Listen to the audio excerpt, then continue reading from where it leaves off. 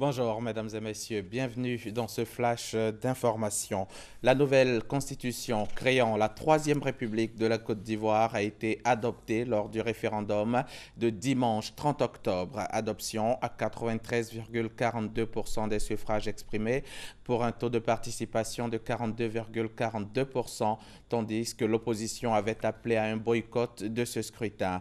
Ce nouveau texte constitutionnel prévoit, je le rappelle, la création d'un poste de vice-président d'un Sénat, rend l'école obligatoire pour tous et assouplit les règles d'éligibilité d'un candidat à la présidentielle.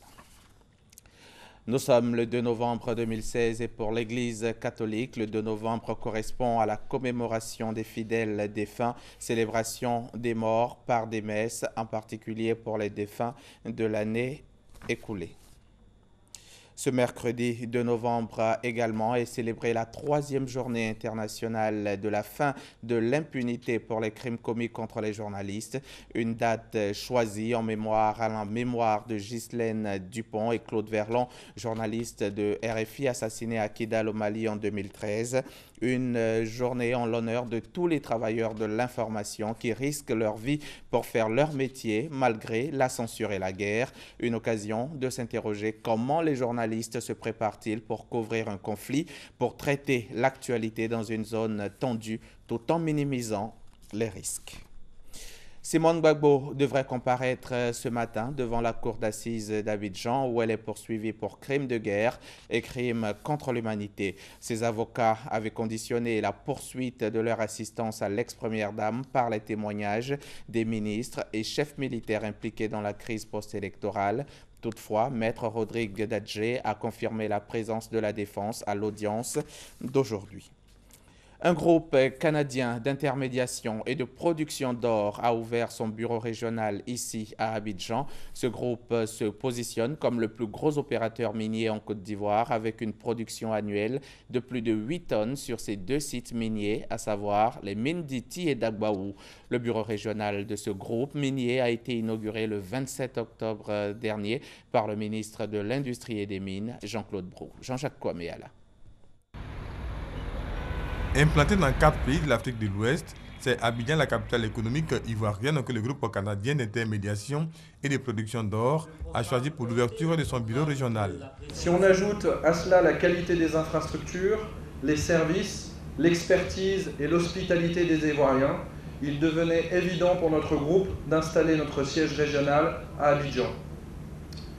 Vous l'avez compris, nous sommes là à Abidjan pour longtemps, pour grandir encore en Côte d'Ivoire. Aujourd'hui, le groupe est considéré comme le plus gros opérateur minier en Côte d'Ivoire, si l'on s'en tient à la production de ces 2 mines d'or, notamment les mines d'Iti et d'Agbaou, qui produisent plus de 8 tonnes par an.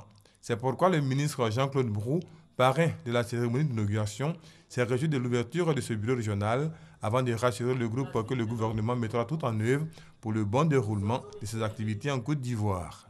Je voudrais souhaiter vivement qu'avec l'inauguration de ce siège régional, le groupe Elnevo Mining poursuive encore davantage le renforcement de sa présence dans le secteur minier, bien sûr, mais également dans d'autres secteurs, notamment le secteur industriel, pourquoi pas.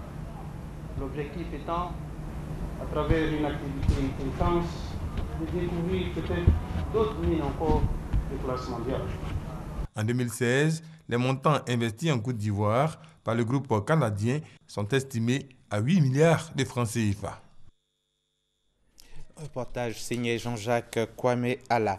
Direction l'Afrique du Sud où depuis hier, Jacob Zuma et ses avocats se battent pour bloquer la publication d'un rapport qui pourrait être compromettant pour le chef de l'État. Une enquête de l'ex-médiatrice de la République, surnommée Madame Anticorruption, sur les liens entre le président et une riche famille d'hommes d'affaires, les Gupta, accusés d'ingérence dans les affaires de l'État. L'affaire est devant la Haute Cour de Pretoria qui a commencé à examiner un recours d'urgence déposé par le chef de l'État. L'ONU a reçu mardi 1er novembre un rapport du général à la retraite Patrick Cammaert sur l'attitude des casques bleus lors des violences de juillet dernier à Djouba, au Soudan du Sud. Des soldats gouvernementaux et de l'opposition s'en étaient pris à des sites de protection des civils et à un hôtel abritant les humanitaires et à des personnels onusiens. 20 civils avaient trouvé la mort et 2 casques bleus avaient été également tués.